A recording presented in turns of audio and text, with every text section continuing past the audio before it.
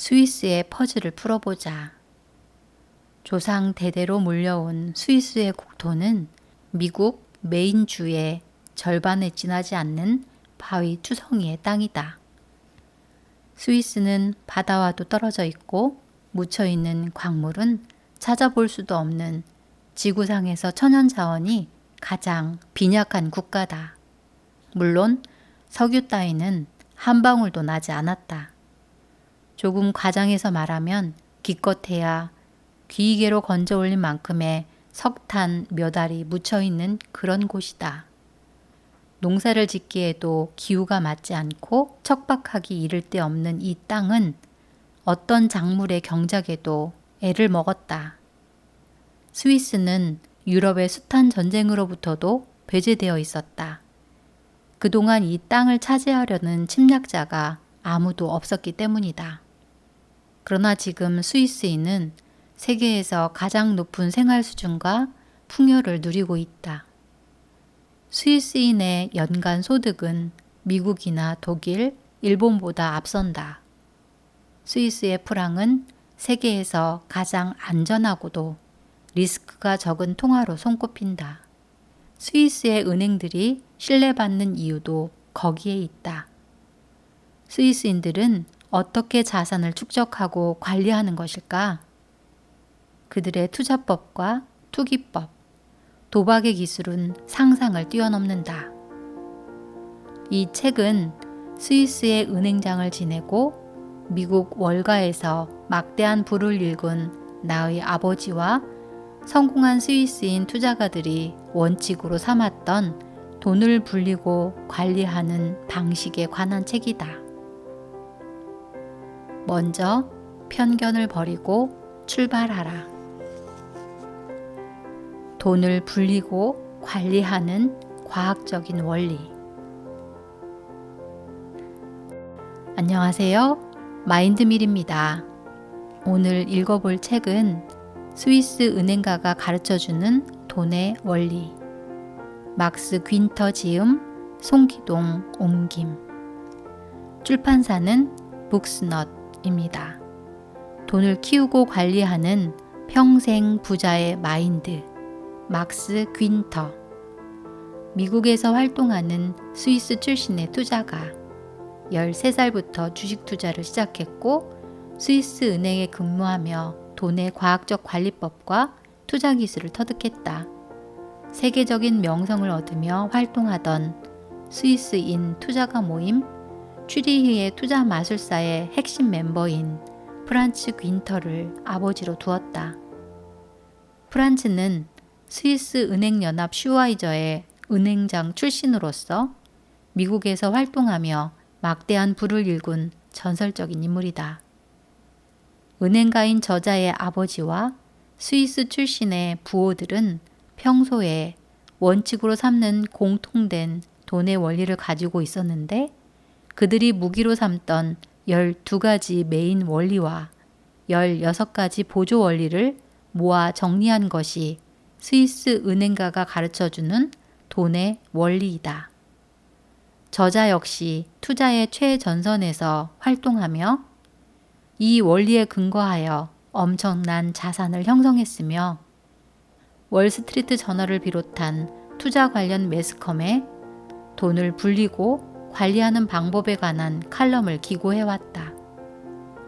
돈에 관한 과학적인 원리로 평가받는 이 책은 미국과 영국, 스위스, 일본에서 출간되어 베스트셀러가 되었으며 투자의 대가 레리 윌리엄스는 CNN에 출연하여 아침마다 이 책을 정독하고 하루를 시작한다고 말해 화제가 되었다.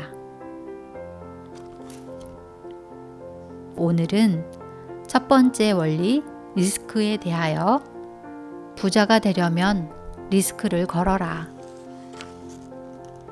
걱정은 병이 아니다. 걱정이 없는 투자는 충분한 리스크를 걸지 않는 것이다. 모험은 인생을 살아가는 가치를 느끼게 한다. 모험을 원한다면 스스로를 리스크에 노출시켜야 한다. 우리가 부자가 될 기회는 어디에 있는 것일까? 리스크와 걱정에 대한 이야기를 하면 투기가의 인생이 항상 낭떠러지의 가장자리에 서 있는 것처럼 들릴지도 모르지만 그렇지는 않다. 몸서리 쳐지는 느낌으로 떨어질 때가 있는 것은 사실이지만 자주 그런 것은 아니며 있어도 오래 지속되지는 않는다. 인생에 약간의 자극을 주는 정도의 걱정을 할 따름이다. 우리들이 이야기하고 있는 리스크의 정도는 실제로는 그렇게 커다란 것이 아니다.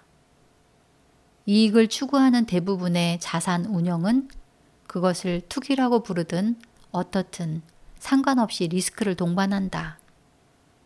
리스크가 없는 투자라고 한다면 기껏해야 은행 예금이나 국채 등의 구자에 돈을 맡기는 정도이다. 사실 거기에조차 리스크는 파고든다. 은행은 도산하는 경우도 있다. 돈을 맡긴 은행이 부도가 나면 국가의 금보험기구가 보상을 해주지만 시간이 걸리고 이자도 붙지 않는다. 만약 전국적인 경제 위기로 많은 은행이 동시에 도산하면 국가의 예금보험기구조차 그 의무를 이행하기가 힘들어지고 파탄을 맞을 수도 있다. 예금자의 돈이 어떻게 될지는 아무도 모르는 것이다. 다행히도 그런 악몽이 일어날 가능성은 매우 희박하다. 은행 예금은 이 불확실한 세상에서 당신이 발견할 수 있는 어떠한 투자처보다도 리스크가 낮다. 그런데 리스크가 낮다는 것은 그만큼 수익도 보잘것없음을 의미한다. 좀 더 높은 배당을 원하며 돈에 의욕적인 사람들은 리스크가 더 높은 투자처를 찾는다. 그런데 신비하게도 그들 대부분은 그런 리스크를 전혀 의식하지 않고 투자한다. 그들은 지극히 현명하면서도 주의 깊은 태도를 보인다. 나는 리스크를 걸지 않는다. 투기 따위는 하지 않는다며 속으로는 두려워하는 말을 살짝 꺼내기도 한다. 자신은 도박은 하지 않으며 투자를 하고 있다고 말한다. 투자와 투기의 차이는 생각의 차이에 지나지 않는다. 그런데 이 차이가 제1의 원리를 이해하려고 할 때 방해물이 될 가능성이 있다. 이 스위스 은행가가 가르쳐주는 돈의 원리의 제자들로서 월가에서 활동하는 우리들은 스스로를 솔직하게 투기가라고 부른다. 투기가라고 하면 거칠고 비도덕적이며 경솔하게 기회를 찾아 내딛는 사람이라는 인상이 강할지도 모르겠다. 그래서 당신은 투기가가 아닌 투자자가 되고 싶은 건지도 모른다. 투자자 쪽이 확실히 안전하고 품위 있게 들린다. 그러나 실제로는 아무런 차이가 없다. 항상 솔직하게 말하는 제럴드 로브의 표현처럼 모든 투자는 투기다. 유일한 차이는 어떤 사람은 그것을 인정하고 어떤 사람은 인정하지 않을 따름이다. 오찬과 점심 식사의 차이와 같은 것이다. 햄과 소세지를 넣은 샌드위치를 뭐라 부르든 낮에 간단하게 먹는 식사임은 분명하다. 차이는 단지 누군가가 다르게 생각하고 싶어 한다는 점뿐이다. 돈의 운용에 대해 당신에게 조언을 제공하는 사람들은 거의 언제나 자신들을 투자 자문이라고 부르지 투기 자문이라고 부르는 경우는 없다. 그쪽이 보다 신중하고 격조 있는 이미지를 주기 때문이다. 그러면서 높은 수수료를 챙긴다. 다양한 투기의 세계를 취급하는 업계지나 인터넷 뉴스레터, 오프라인 잡지들은 항상 자신들을 투자 정보물이라고 부른다. 그러나 이 책의 돈의 원리가 그렇듯이 그들은 투기를 다루는 매체 이상도 이하도 아니다. 단지 그렇게 말하고 싶은 것 뿐이다. 로브의 말처럼 모든 투자는 투기다. 당신은 돈을 집어넣고 1이 나올지 10이 나올지 따져본다. GM이 됐든 다른 어떤 곳에 투자를 했든 당신은 투기가다. 그것을 인정해도 어떤 문제도 발생하지 않는다. 자신을 속이려는 것은 의미가 없다. 눈을 크게 뜨고 있는 그대로의 사실을 인정할 때 비로소 세상을 좀 더 정확하게 이해할 수 있게 된다. 스위스 은행가가 가르쳐주는 돈의 원리는 분명히 투기에 관한 원리이며 그것을 자인한다. 그러나 어리석은 판돈 걸기에 관한 원리가 아니다. 그것은 단지 솔직하다는 것을 의미할 따름이다. 보조 원리 1. 항상 의미 있는 승부에 나서라. 잃어도 상관없는 돈으로만 투자하라. 아주 오래전부터 전해 내려오는 상투 문구다. 라스베가스나 월가를 비롯하여 돈을 불리기 위하여 리스크를 거는 곳이라면 어디서든 이 말을 들을 수 있다. 무수히 많은 투자 관련 서적이나 앞에서 예로 든 실비아와 같은 평범한 자산 운영가의 신조 속에서도 발견할 수 있는 문구다. 마음을 평온하게 만들어주려는 정신과 의사의 조언처럼 여기저기서 수도 없이 들어온 이 말은 그동안 진리의 빛처럼 간주되었다. 그러나 이것을 투기 방법론의 하나로 간직하기 전에 세심한 주의를 기울여 분석해 볼 필요가 있다. 거의 모든 투기가가 스스로 증명해 왔듯이 이 전술은 매번 초라한 결과를 빚어왔다. 잃을 수 있는 금액이란 얼마를 말하는가? 대부분의 사람들은 잃어도 상처받지 않는 금액 혹은 잃어도 재산에 큰 변화를 일으키지 않는 금액이라고 정의한다. 10달러나 20달러, 100달러, 아니면 수천 달러. 이것이 대부분의 사람들이 잃어도 괜찮다고 생각하는 돈일 것이다. 그렇다면 결국 대부분의 사람들이 투자를 할 때 베팅하는 돈도 이 정도일 것이다. 그러나 한번 생각해 보자. 만약 1000달러를 베팅하여 그것이 2배가 되었다고 쳐도 당신은 여전히 가난한 상태다. 당신의 인생을 역전시킬 그야말로 유일한 방법은 승부를 거는 것이다. 실패하면 파산할 정도의 금액을 걸라는 말이 아니다. 상처받는 것을 두려워해서는 안 된다는 의미이다. 어쨌거나 당신은 임대료도 내야 할 것이고 아이도 키워야 할 것이다. 금액이 적어서 잃어도 별 탈이 없는 정도의 돈이라면 큰 이익도 기대할 수 없는 것은 당연하다. 작은 돈으로 거액을 버는 유일한 방법은 복권 정도밖에 없다.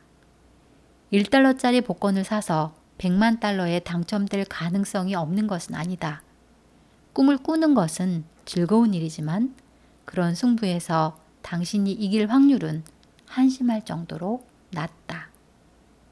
투기를 한다면 상처받을 것을 마다하지 않는 자세로 시작해야 한다. 조금이라도 좋으니 당신에게 걱정이 될 만한 금액을 걸어야 한다. 당신은 일단 차근차근 시작해서 경험을 쌓은 뒤 충분히 자신감이 붙었을 때 금액을 늘리겠다고 생각할지도 모른다. 모든 투기는 스스로가 감당해낼 수 있는 리스크 허용도를 미리 헤아려 두어야 한다. 의미 있는 승부에 나선다는 신념을 지닌 한 남자는 석유왕 폴 게티였다. 그의 이야기는 기억해 둘 만한 사례다. 대부분의 사람들이 그가 거액의 재산을 아버지로부터 물려받았다고 생각하지만 사실은 완전히 달랐다. 게티는 여느 중산층 투기가와 별다를 것 없이 시작해서 자신의 힘만으로 어마어마한 부를 일군 사람이었다. 그런데 세상 사람들은 막대한 유산을 상속받아 마치 은쟁반 위에 얹혀 건네지듯이 그의 인생이 시작된 것으로 생각했다. 그는 그런 시선을 참을 수 없었다. 언젠가 그는 내 앞에서 도대체 누가 그런 헛소리를 짓거리는 거야? 라며 외친 적이 있다. 나는 플레이보이 클럽에서 그를 만난 적이 있다. 그는 플레이보이지의 모기업의 주주로서 몇 년간 비즈니스와 금융 편집자로 일하며 칼럼을 기고하고 있었다. 그 일은 그가 대형 투기를 하지 않을 때의 휴식 방식이었다. 이내 그는 자신의 너무나도 큰 재산이 많은 사람들의 생각을 극단적으로 비약시켰음을 깨달았다.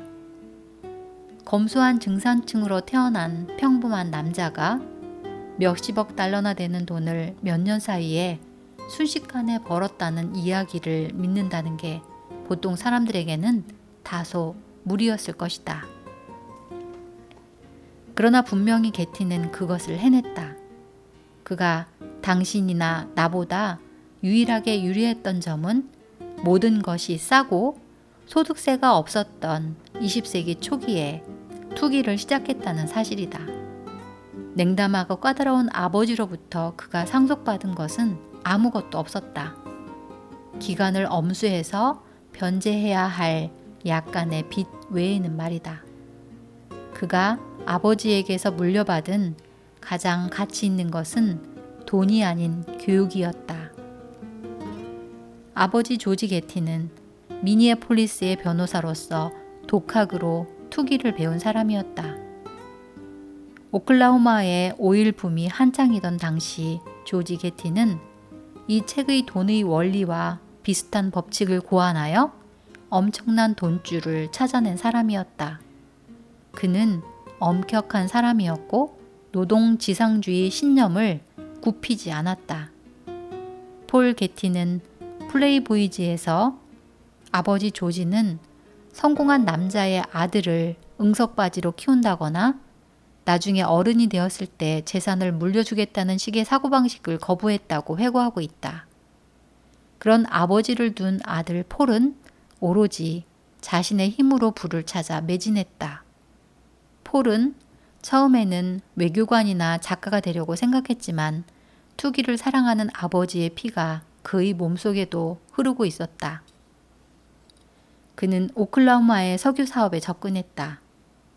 잡일과 회사의 비품관리원으로 일하면서 그는 수백 달러를 모았다. 저금이 늘어가자 리스크를 걸어보고 싶은 충동이 강해졌다. 여기에서 그는 제1의 원리의 기본을 이해하고 있는지 시험해 볼 때가 된 것이다. 언제나 의미 있는 승부에 나서라.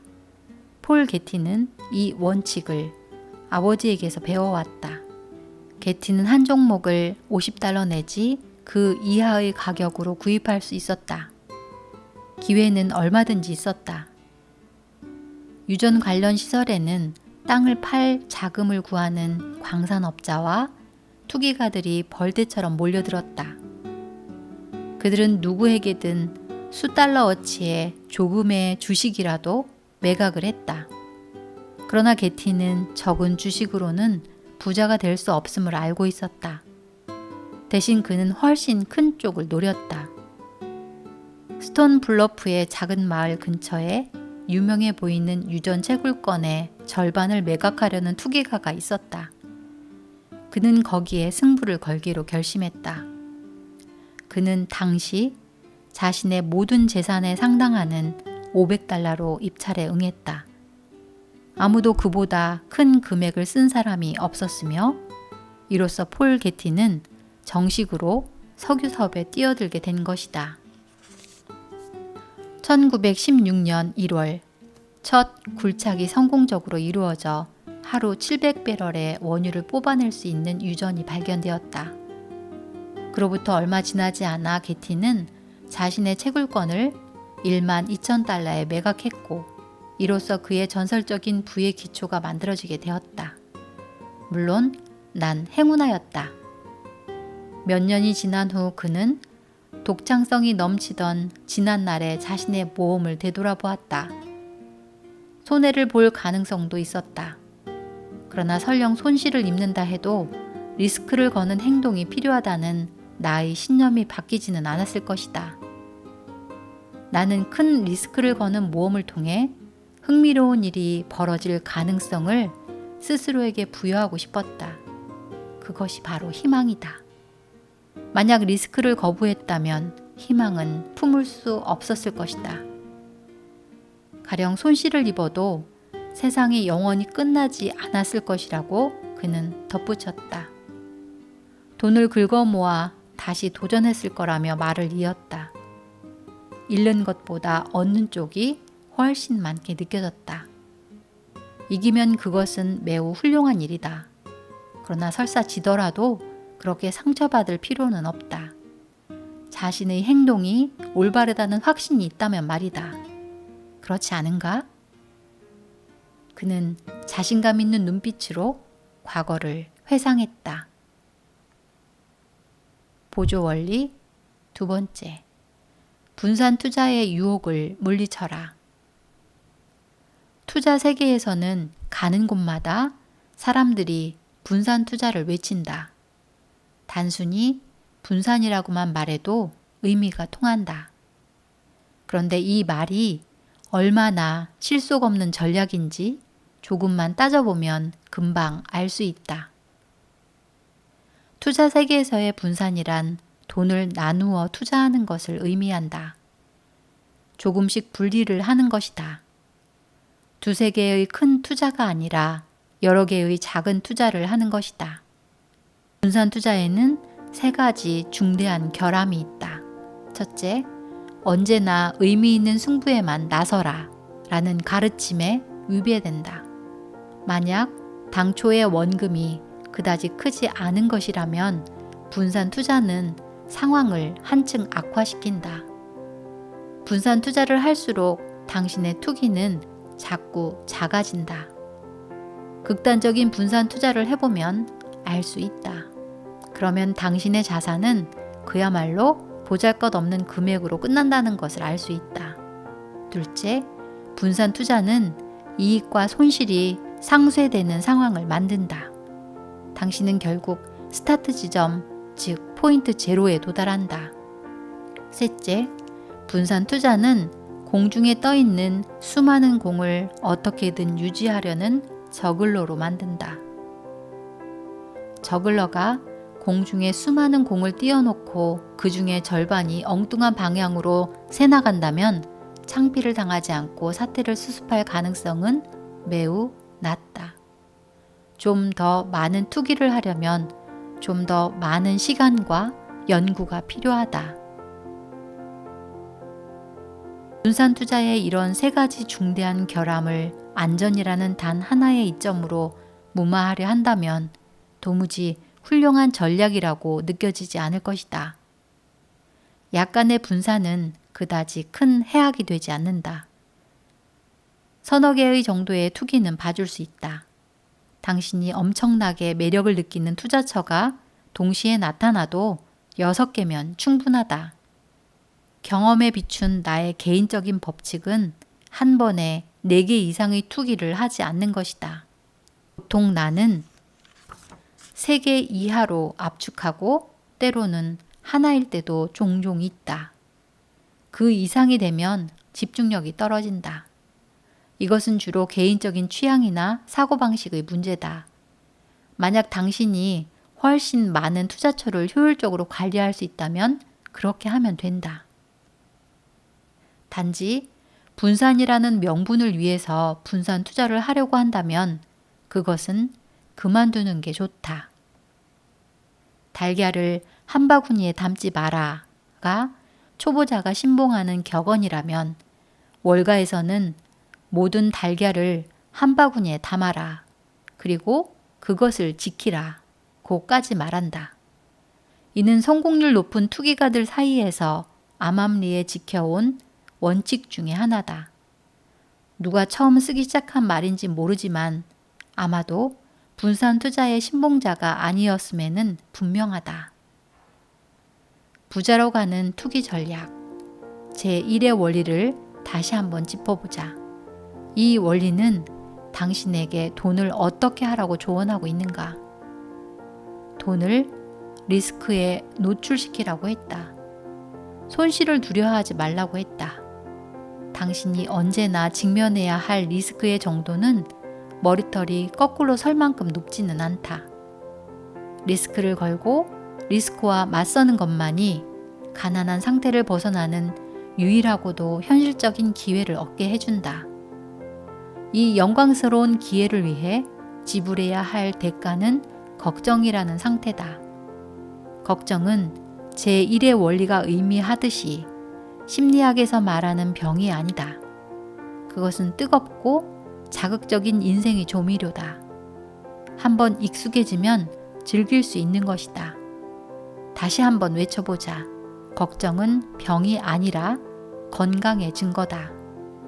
걱정을 하지 않아도 되는 투자라면 부자가 되는 데 필요한 충분한 리스크를 걸지 않는 것이다. 오늘은 여기까지입니다. 함께 해주셔서 감사합니다.